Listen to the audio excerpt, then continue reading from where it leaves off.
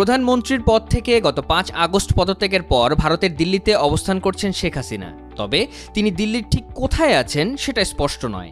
এ নিয়ে মোদী সরকার তেমন রা করছে না। তবে তার অবস্থান নিয়ে বাংলাদেশের পাশাপাশি ভারতের কূটনীতিক পাড়ায় চলছে ব্যাপক জল্পনা কল্পনা। এমন পরিস্থিতিতে তার অবস্থান নিয়ে একটি প্রতিবেদন প্রকাশ করেছে ব্রিটিশ সংবাদ মাধ্যম ফিনান্সিয়াল টাইমস। প্রতিবেদনে বলা হয়, বিভিন্ন বিশ্বাসযোগ্য সূত্রের বরাতে ভারতীয় এলিট শ্রেণী ব্যক্তিগতভাবে দাবি করছেন শেখ হাসিনা এখন ভারতীয় সরকারের একটি সেফ হাউসে রয়েছেন। তার মেয়ে সাইমা ওয়াজেদও তার সঙ্গে আছেন।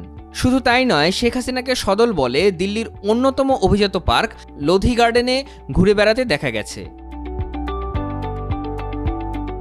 শেখ হাসিনার শেষ ১৫ বছরের শাসনামলে তাকে একরকম অন্ধ সমর্থন করে গেছে ভারত। বর্তমান পরিস্থিতিতে দেশটি শেখ হাসিনাকে আশ্রয় দিলেও এ বিষয়ে তেমন উচ্চবাচ্য করছে না।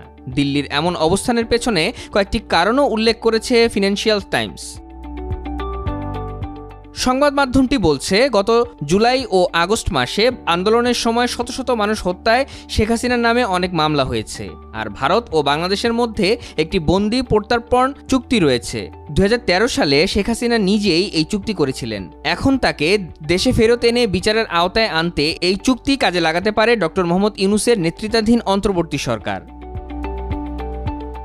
অন্তর্বর্তী সরকারের আইন, বিচার ও সংসদ বিষয়ক উপদেষ্টা আসিফ নজরুল ফিনান্সিয়াল টাইমসকে বলেন, ভারতের সঙ্গে প্রত্যর্পণ চুক্তি অনুযায়ী আমরা তাকে ফেরতের দাবি করতে পারি। তবে আপাতত আমরা আশা করি ভারত তাকে বাংলাদেশে অস্থিতিশীলতা সৃষ্টি করতে দেবে না, কারণ তিনি মিথ্যা ও ভুল তথ্য ছড়ানোর চেষ্টা করছেন। ভারতের সাবেক পররাষ্ট্র সচিব ও জাতীয় নিরাপত্তা উপদেষ্টা শিবশঙ্কর মেনন জানান, প্রতিবেশী দেশ থেকে অনেক নেতার ভারতে পালিয়ে আসার নজির রয়েছে। আমরা সবসময় তাদের আশ্রয় দিয়েছি। বেশিরভাগ ক্ষেত্রে তারাও আমাদের চাওয়া অনুযায়ী রাজনৈতিক কার্যক্রম থেকে দূরে থেকেছেন।